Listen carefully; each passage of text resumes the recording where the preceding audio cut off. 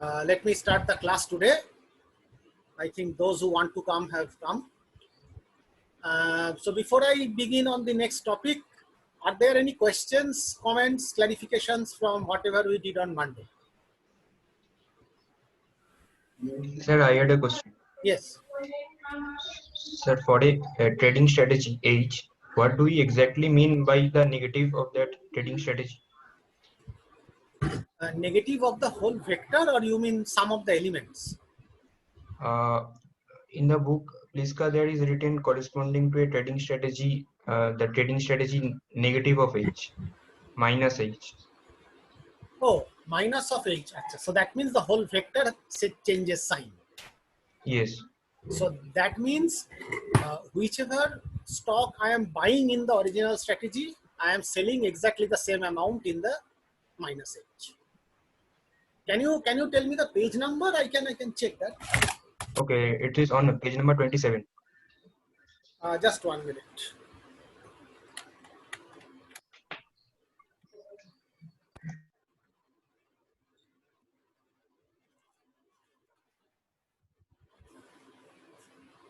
Page number 27. Yes, sir.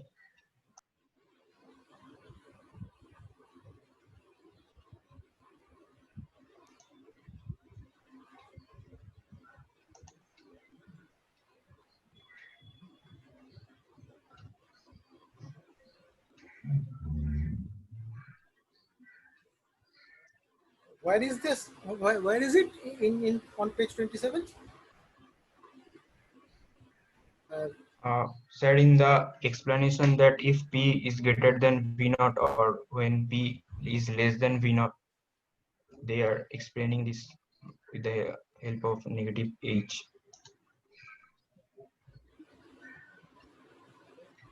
In the If example? P is less than V naught. Yes. Yes. No, not in the example. They are defining what is yes. So what is an attainable or marketable contingent claim, and after that they are saying that if P is greater than V naught, then what happens and what is the problem, and then if P is less than V naught, then what is the problem. So in the So section this is on page 27. Yes, on my book, whatever I am following, it is on page number 27. Can you tell me the equation number which is nearest to that? Okay, okay. 1.18. 1.18. 1.18. Yes. So in the book, page number is 17. So you are thinking of the file page number and the book page number is 17. That's why. Okay. Okay. Now Yeah. Yes. Now I have got it. So this is page 17. So if P less than V naught, etc., etc. Yes. So here the minus H is exactly the vector with all the elements reverting their sign. So, like at the stage when time is equal to 0, what do we physically mean by that trading strategy, the negative of H? Negative of H would physically mean that all the negative elements in that vector we are short selling. Okay.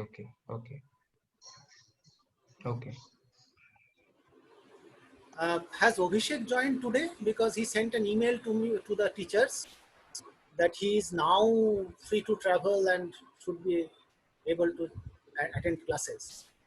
But I don't see him yet. Anyway, maybe he will be able to join sometime. Okay. Any other questions?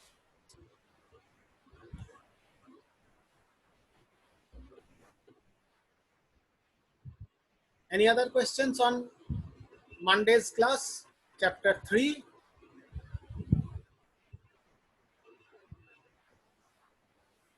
Okay, so I'll assume that things are pretty much clear. So today, so let me start sharing then. Today we will start on chapter 4, and chapter 4 is our contract pricing chapter. So we have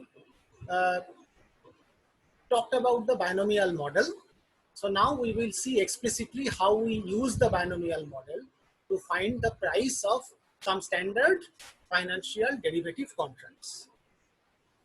So first we will talk about what are the common contracts, what are their features, and then we will talk about how to price them. So this chapter starts with a discussion on options, which are the most common derivatives that we talk about. So instead of looking at these lecture notes, which are very sketchy, I want you to look at these set of slides from Hull.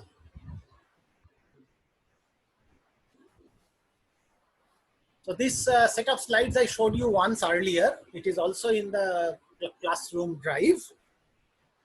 So this has a description, intuitive description of the common option contracts and other derivative contracts that are available in the market. So the first and simplest type of option that we can talk about is the call option. So a call option is basically a right to buy 1 unit of stock at a pre-specified price in a future date. So there are many important terms here. The first term is it's a right. So there is no compulsion that I will actually buy it. I have the right, so I will buy if I want. But there is also an option of not using that contract at all. That's why it's a right. So it's a right to buy. And what am I buying? I am buying a pre-specified stock, maybe SBI stock. I am not going to buy it now. I am going to buy it sometime in the future. But whatever is the fixed date in the future where I have the right to buy, the price is fixed today. Today itself we will fix at what price I will be able to buy SBI stock if I want to do so. These are called call options. Call means I can call the stock. I can call the stock, that's why it's a call option. And it's an option because it's a right but not an obligation. I don't need to necessarily use it. So this is an example of a call option. So the easiest call options are called European call option, where the exercise date, when I can exercise my right to buy, that date is a single date. I have only one single day in which I will have the right to exercise my option. These are called European call option. I will talk about other types, but let us start with the simplest. So an European call option will have to specify the duration of the contract. What is the future date when I can buy?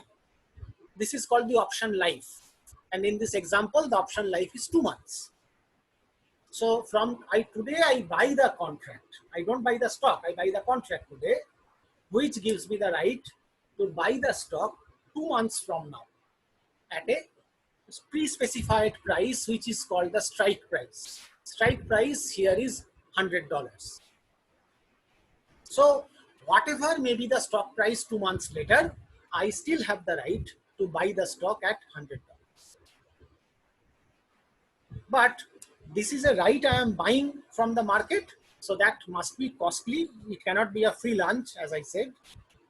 So if I want to buy this right today, if I want to buy this option contract today, I have to pay $5 to the stock market. So this is a committed cost. I pay the $5 today itself. So 2 months later, even if I am not using my option, this $5 is gone. This is my committed cost. Now, when should I use my call option? Obviously, if 2 months later, the actual stock price is less than $100, I will not use my stock. I will not use my option because I can buy the same stock at a cheaper price from the market. But If the price happens to be more than $100, then I will of course go use my contract, buy the stock at $100, because that is then a profitable opportunity for me. And the payoff from this particular contract is shown in this graph here. So the x-axis is the stock price 2 months later, actual stock price, and y-axis is my profit from that contract. Now, if the stock price happens to be 100 or less, so to the left of 100, obviously I am not going to use my option contract, so I will be losing $5 because I have paid $5 today. After that, I start using the contract.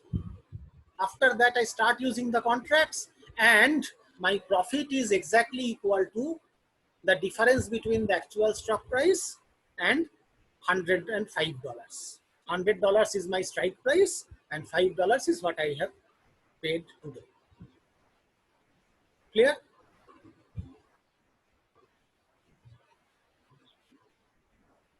Yes, sir. Sir, Yeah, this is the simplest possible financial contract that we use in the market, and this is how it works. It's a very simple arrangement. It is advantageous if the stock price becomes very high. So if the stock price becomes very high in the future, you don't want to pay that much, but you still want to get the stock. So this is the way you will do it. The reverse. So in the market, sir, for the market, what does the existence of this long call opportunity, long calls signify? So what purpose do they serve in the market? Okay. The main purpose of the option contract is minimizing risk for the buyer. But aren't we compromising it for efficiency because we are tampering at the end point of the market, or are we compensating that by the price?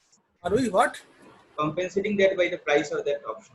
Yes, yes, of course. So what is happening is, whenever I am going to the market to buy a call option, the seller, the stock market, is calculating the expected payoff from the Right. contract, because it will kick in only when the stock price is more than 100. So it's like a conditional expectation calculation.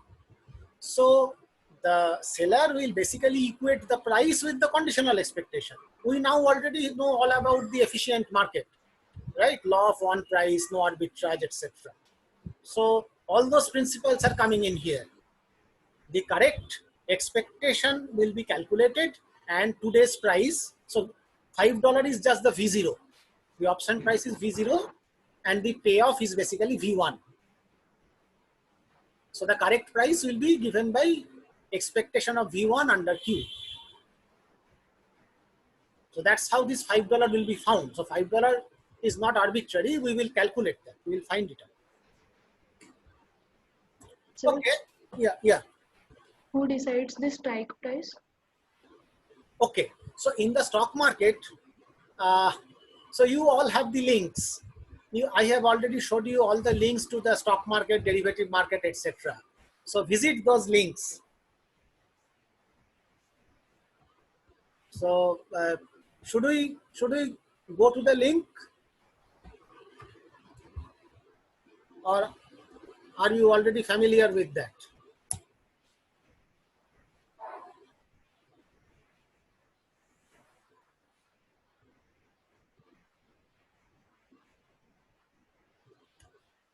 So can you see the screen now, the National Stock Exchange screen?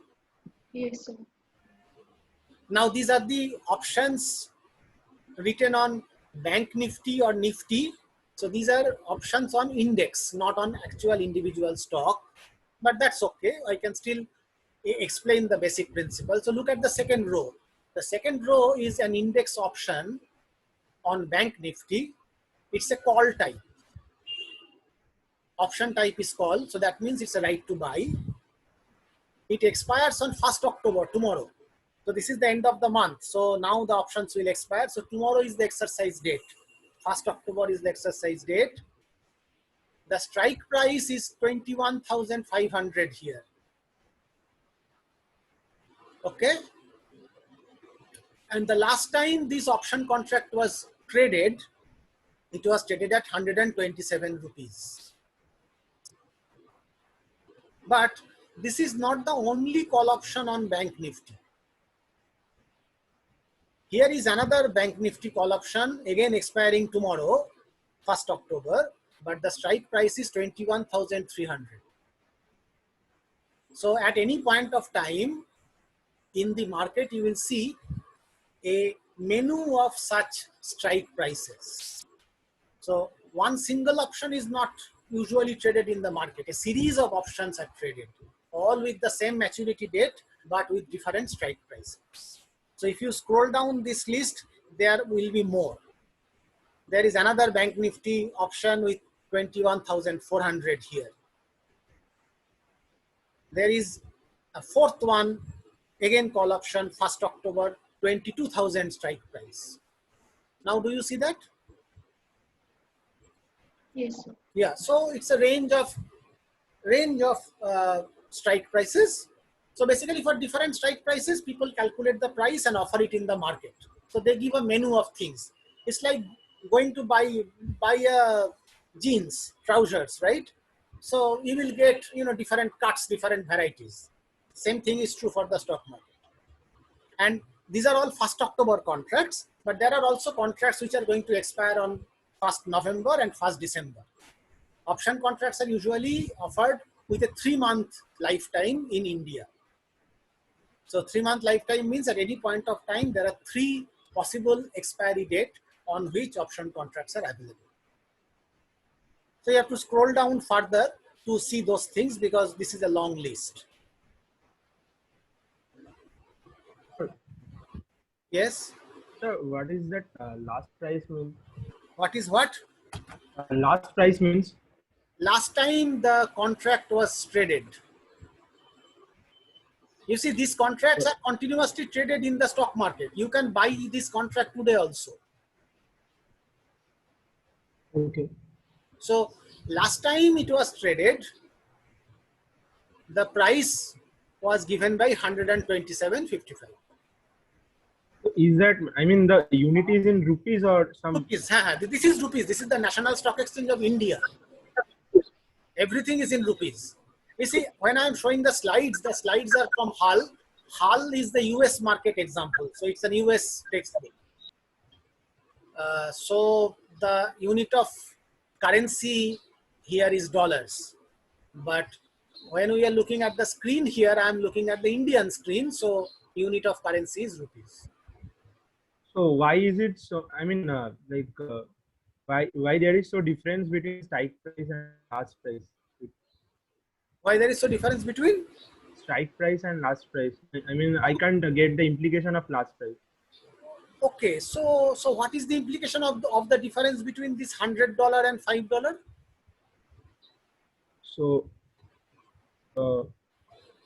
option price is like the price I am paying today to book that stock particular.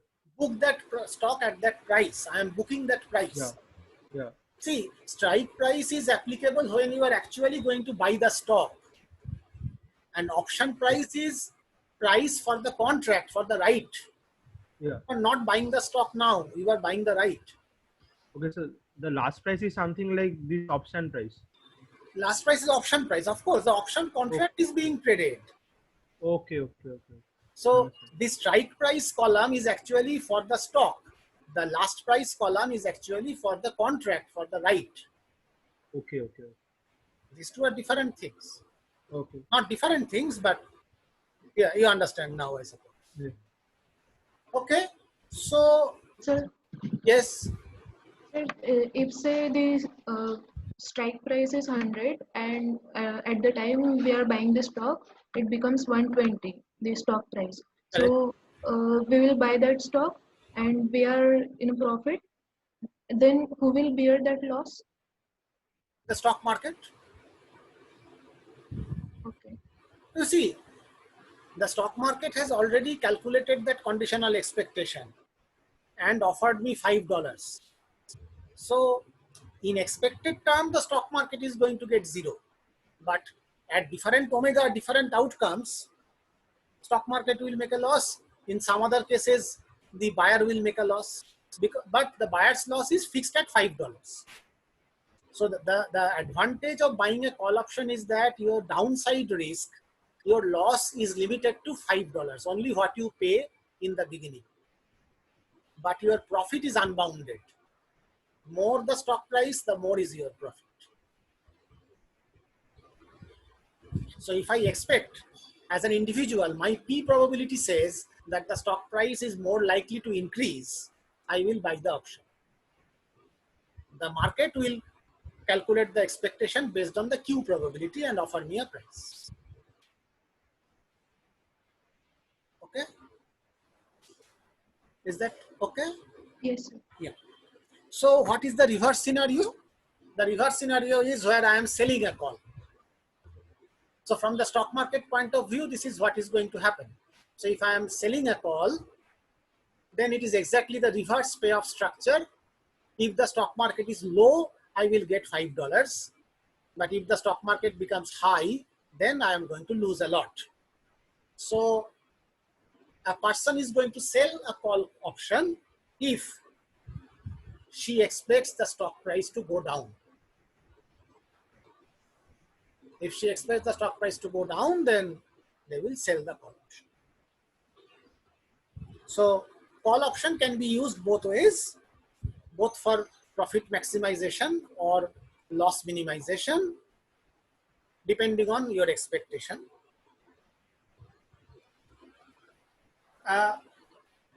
Reverse contract is called a put contract. European put option is a right to sell. So a put option contract gives the buyer the right to sell the stock at a future date at the fixed strike price. So I fix a strike price 2 months from now, and whatever may be the actual price of the stock at that point, I still have the right to sell the stock at $70 at the strike price. So put contract is exactly the reverse expectation from the call contract. If So how is this different from short? Different from short How is this call. different from short call? Short call. Yeah. A short call is basically minimizing the downside, because a call option manages the downside. When the stock price is low, it manages the loss at a fixed number. So a short call also manages the profit at a fixed number because it's the reverse. The put option actually manages the upside. The put contract manages the loss when the stock price is higher. So put contract is more interested to manage the risk to the right side. And call contract is interested in managing the risk on the left side. So let me show you this picture first. This picture will actually give us the whole story. So this is the call option contract payoff, a long call option contract payoff. If I sell it, then I'm in this situation. This is the short. The put option is a right to sell, so it is actually minimizing risk on the right side. So this is the long put option contract payoff. And if I sell the put option contract, I sell the put, then it is just the reverse of this. So in that case, I am still covering the right side. Is this clear now? So it will depend on what I expect to happen in future. Accordingly, I will choose my optimal contract.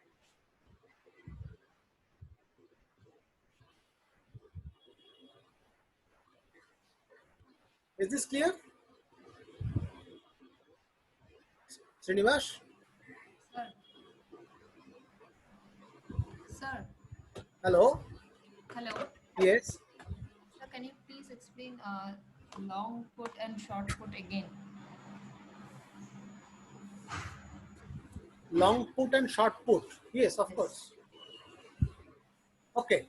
So the long put, that is buying the put contract, that gives me a right to sell the actual stock at a specified price. So when I am buying the European put with a strike price of $70, I can go to the market 2 months later on that fixed date and offer the stock at $70. The stock market will have to buy it from me. But for that right, today I am paying $7. So again, if I go to the National Stock Exchange website here, the first row itself is a put option on Bank Nifty. So for this put option, the strike price is 21,000 rupees. So if on 1st October, I go to the stock market will pay me 21,000 rupees for the stock. And So for that, I have paid before 58 rupees. yeah, so suppose I already have the stock with me because I must be able to deliver. I have the stock already with me. I buy a put contract for 21,000 rupees. On 1st October, suppose the stock price is less than 21,000 because that is when I will use my put contract, when it is less, because then I can sell it at a higher price.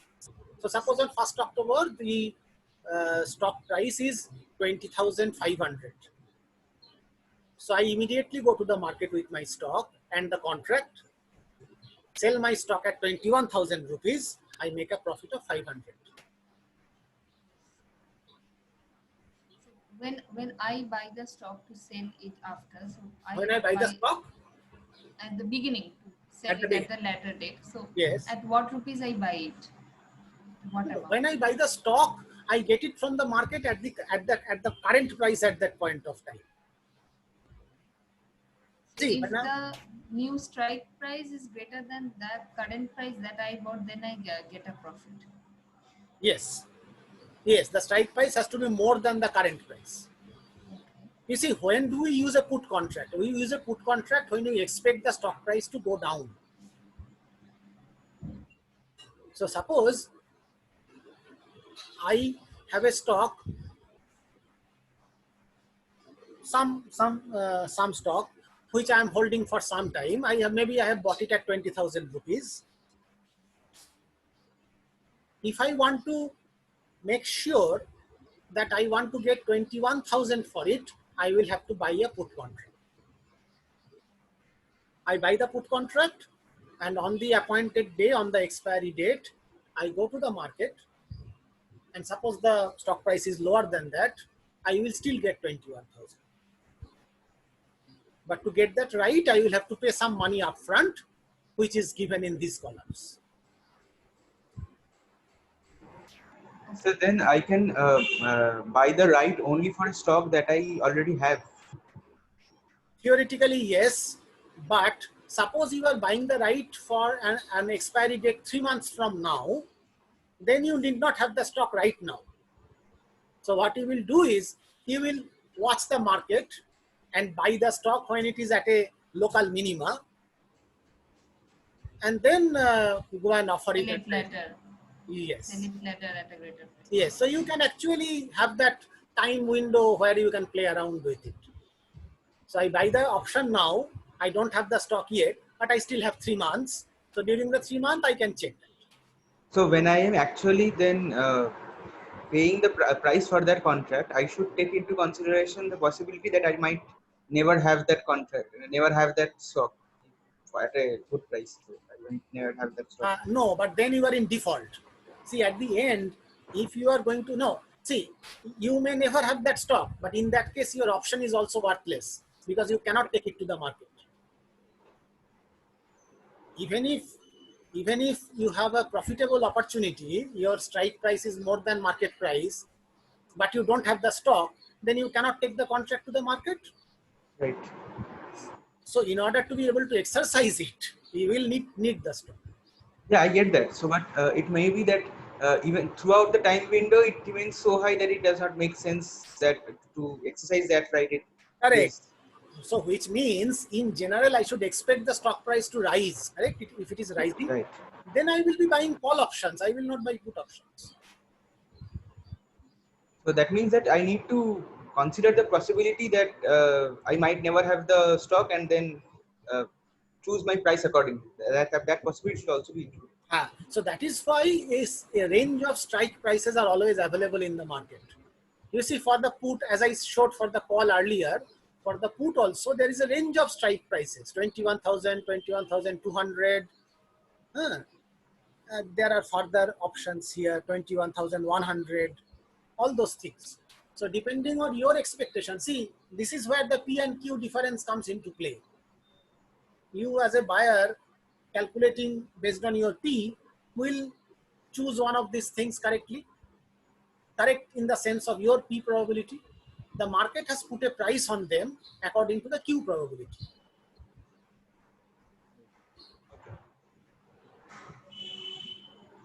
Does that answer your question? Yes, sir. So basically, Sir, So what happens? What happens if a person both put all options and then he figures in there's between that? some noise and the other mute. I think the other mute. So please go mute if you are not talking now. Hello. Yeah, go ahead. So if a person uses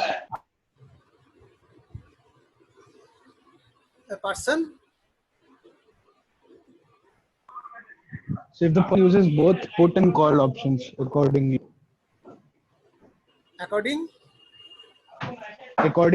so that he maximizes his profit. yeah, of I course. mean, that's a possibility. No. That is what people do. Based on my expectations, I will be buying this kind of contracts or selling this kind of contracts. So I will be going long or going short depending on my expectations, and maybe I will buy multiple of them. Maybe I will buy a call at a lower strike price and buy a put at a higher strike price. All those things are possible.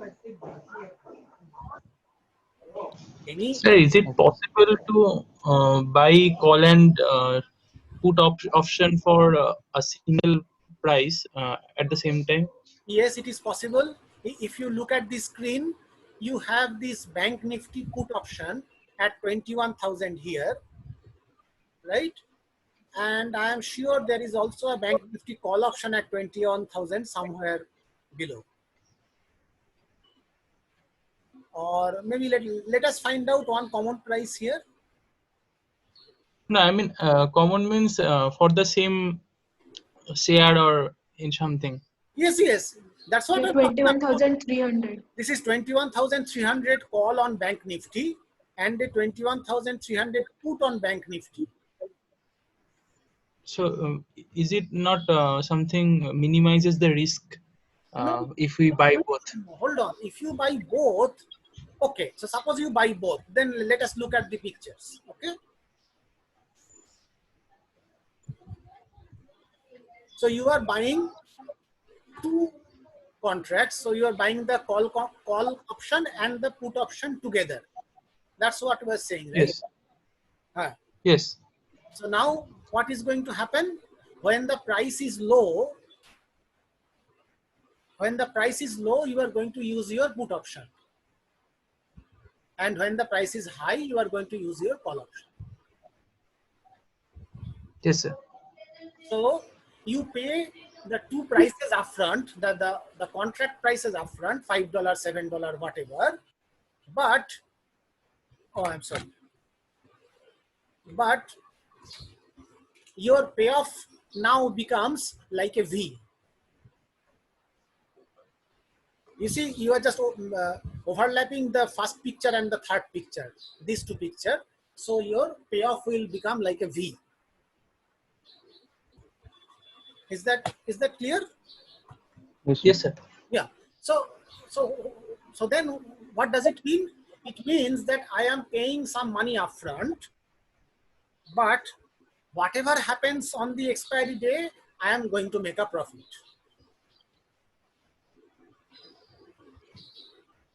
Yes. But is this a free lunch? No, just I have to pay both option prices. Right. So there is a little bit of space left out because I am going to make a loss between -7 and +5. Between -7 and +5, I am going to make a loss.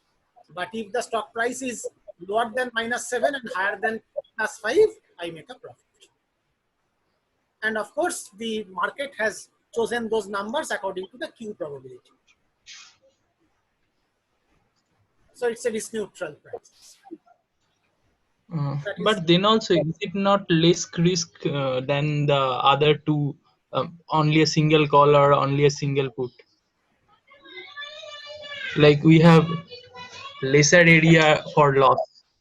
Yes, true, but lesser area does not necessarily mean lesser mass. You see, how much probability mass is concentrated in that area will depend on the density function, isn't it? Or the mass function. Yes. So that calculation will be happening in the background. We will see exactly how this calculation happen using the binomial tree model, but obviously you have to understand that a short range near the center has more mass than a longer range in the extreme right or left. So, Sir, yes, sir, what exactly happens in short call and short put? Are they executed in a single day? yes. If it is a European call or European put, all European contracts have a single day, the expiry date. Okay. Sir, Yes. how a short call can be relevant to a customer, like it can be profitable? So this is the payoff structure for a short call, correct? Yeah. So why would you use? Why would you go short on a call? What do you expect? That's what I'm asking. Yeah. Tell me what you expect. If the price should go go. up, then I should make a long call. Exactly. Yeah. So if the price decreases increases, then why should I use the short call in that way? Like how does it If the decrease? price is If we expect to go down, decrease, then I will either use a long put or a short call. Yeah, yeah, So it depends on which side I am more worried about. yeah. You see, the put contract manages the right side and the call contract manages the left side. Yeah. So if a loss is more important to me, then I will think of the left side. But if the profit is more important to me, then I will look at the right side. Okay. See, as I said, option contracts are not really for profit making. Option contracts are used more for risk minimization. So even though we are looking at profits in certain directions, the actual buyer is really looking at the risk minimization options for the contract. Okay. Okay. So sir, yes, for a short call, if say strike price is 100 rupees, then I should expect the stock price to go not to 100 rupees. Otherwise, I'll just short the yes, stock. I yes, won't buy that option. yes. So I expect it to go down, but for me the downside part is very important to manage. So instead of buying a long put, I do a short call. Yeah. So it will depend on my business motive, and typically it is risk minimization. Whether it is on the right side or the left side, that will tell me which one should I do. Or maybe a combination of things. Sometimes people make a combination of things. We will also look at those later on. So long put is this one where you make a profit if the stock price is low. And if you sell off the put contract, then you say it's a short put. Then for short put, your right side loss is controlled, but the left side loss is unbounded. So it is important to again look at these pictures together, because which one will you choose and whether you will go long or short depends on two things. One, of course, your expectations, and the other is whether you are more interested in the lower side or in the higher side. Which one you want to guard against. So you have to remember that options are not really for profit making. Options are really for risk management.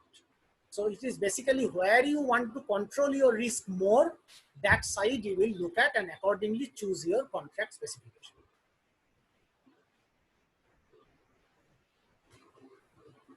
So is this okay? Is this clear? Yes, sir. All right. So now we can move on. Okay, so I will have to stop soon. So maybe I will just talk about the diverse possible options which are now available in the stock market. So this is a list, a very selected list of all the options that are now available in the stock market over the world. This has got a lot of items, but this is a very small subset of the actual universe of items. So we haven't yet talked about American contracts. So there are some American option contracts, calls and puts, which we will talk about. There are non-standard versions. There are things called compound options, chooser options, barrier options, look back options, all those things. So these are now just names, but we will discuss them one by one. We don't have time today. So what I will do is today I will just talk about the American option and stop there, and we will continue the discussion on Monday.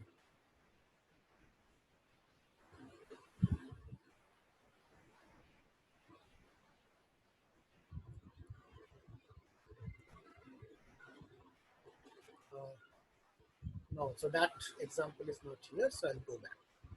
Okay, so we were saying that European options are those which has a fixed expiry date. Only on that date you can use that contract. But suppose I tell you that, okay, as soon as you buy the contract, you are free to use it any day up to the expiry date. So your choices are more. Every day you have an opportunity to go and use your contract in the stock market. Those options are called American options. So for American option, the exercise date is not a date. It's an interval which ends with the exercise date. So I can use it anytime up to and including capital T. Capital T is my expiry date. Okay, so a bit of notation which we are going to use later on. So the expiry date is capital T. The strike price is called K. The stock price is of course S. Today it is S0, and on the expiry date it is S capital T. So that's my notation. And for American option, my exercise opportunities are all time points from now up to capital T. So what I am going to look at is not actually this one here. This is for the European, that I look at the maximum of terminal stock price minus K. So this is my terminal profit if the stock price is more than K.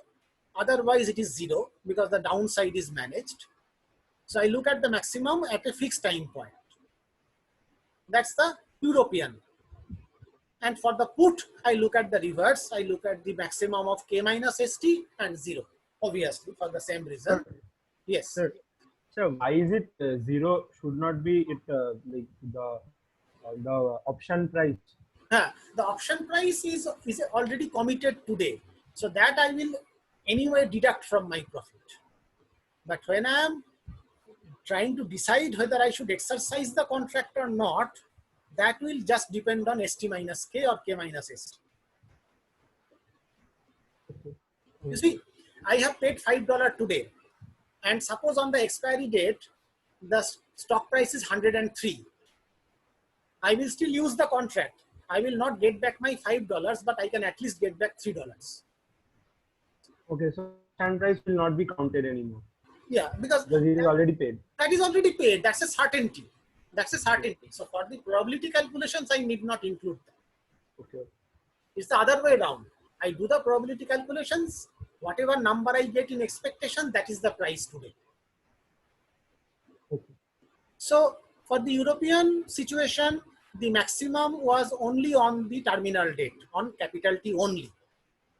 But for American, if I am at any time point small t, then the maximum has to happen over all time points between t and capital T. So if it is the very first day of the contract, then t will be 0. So it is typically for India like 3 months. So capital T will be 3 months from now, which is around 62, 63 days. So call will be based on S tau minus K and 0. Put will be K minus S tau and 0. So that is the basic difference between the European and the American contract specification. American, you are free to use anytime you want. So of course, the pricing calculations become more complicated because you have to look at all the intermediate possibilities. For the European contract, it's a static calculation. You only do the calculation for the last. So is the difference clear between European and American? Because I will stop here today and we will continue this on Monday. But these two are the basic building blocks, European and American, and call and put. Using them in various complicated combinations, the other contracts will be created.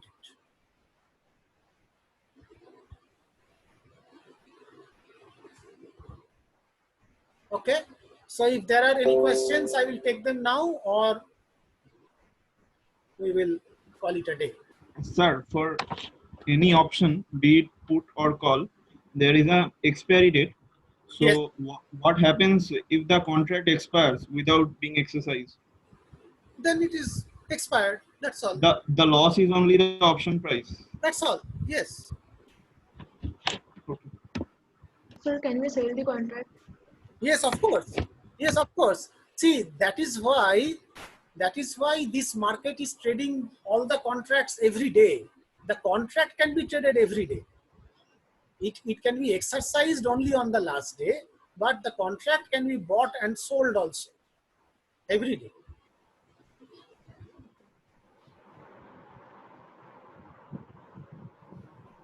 See, actually, this is showing only a part of the picture. Because this is the screen which shows only those contracts which has been traded recently. But there are many other contracts. Some contracts will have expiry dates in November. Okay, so if those are not being actively traded, it will not show up. So it is only showing the top 20 contracts. Yeah. So this is where it is. So let me specialize this quickly. Just give me 5 minutes.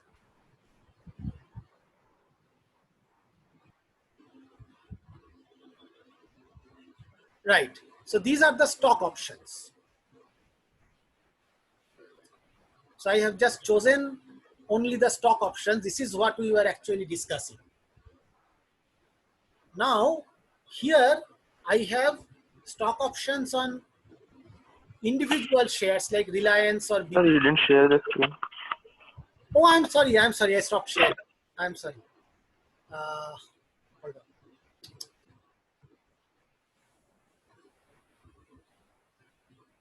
on. Can you see now? Yes, sir. Yeah, sorry, I completely forgot.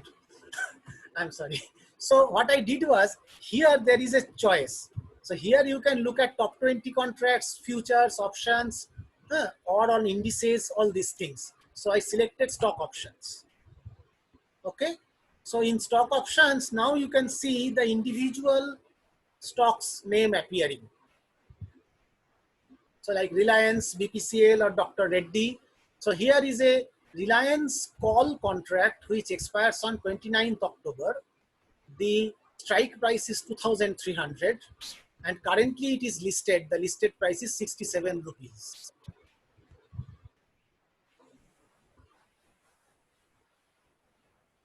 And if you scroll down all these things, you will see that the same, what happened? The same Reliance call is also available at 2,400 or at 2,260. So for various strike prices and the same expiry date, these call options and also put options are available.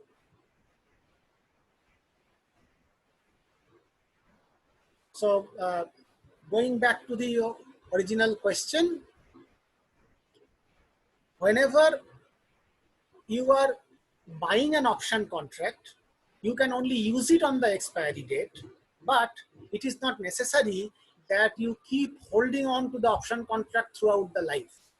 If you think that no, 1 month later you think that I don't need the option contract, you can actually go to the market and sell the contract. That is doable, that is possible. So the contract can be bought and sold continuously up to the expiry date, but it can be exercised only on the expiry. Is that clear? Sir, when we sell the contract or buy the contract from someone who had the contract before or something, so at what price do we sell that or buy that? At the Whatever is the current price, whatever is the current price. Suppose you have this Reliance contract with you that you bought earlier. You want to go to the market now and sell it because you don't want it anymore. You can get 67 rupees now. I can have a profit there also, if possible. Profit. Yes, like That is the last price, right? That is the last price. So whenever you go and offer, the stock exchange will offer you something nearby this. It may not be exactly the same, but something close to this. You see, when the contracts are very frequently bought and sold, the price is more or less stable. It changes slowly. But here, if the Reliance contract has not been sold in the last 2-3 days, then you really don't know exactly what price the exchange will offer you. But this 67 is an indicative price. And yes, it is possible to make a profit from the buying and selling of option contracts itself. It is possible. Sir, is a strike price fixed by the stock market or it is fixed by the buyer or seller something? The stock market offers a menu of strike prices. As you can see, there are many strike prices with the same expiry date here. Right? For Reliance, you have 2260, 2300, 2400, all are on Reliance. Also 2500, same expiry date, same stock, but different strike price. So the exchange offers a menu, a long list. In fact, if you go to this listing here and do a bit of searching, you will be able to see all the possibilities that are now available.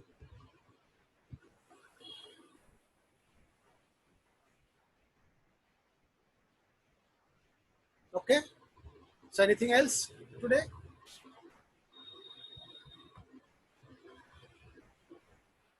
Any other queries? Okay, so anyway, so you just go through the initial part of chapter 4, which describes the contracts. So Monday we will discuss it further, and then we will move on to the actual pricing calculations using the binomial model. Now that we know the model, if we understand the contract, we can simply plug it in, write it up, and do the calculation. That's what we will do next week.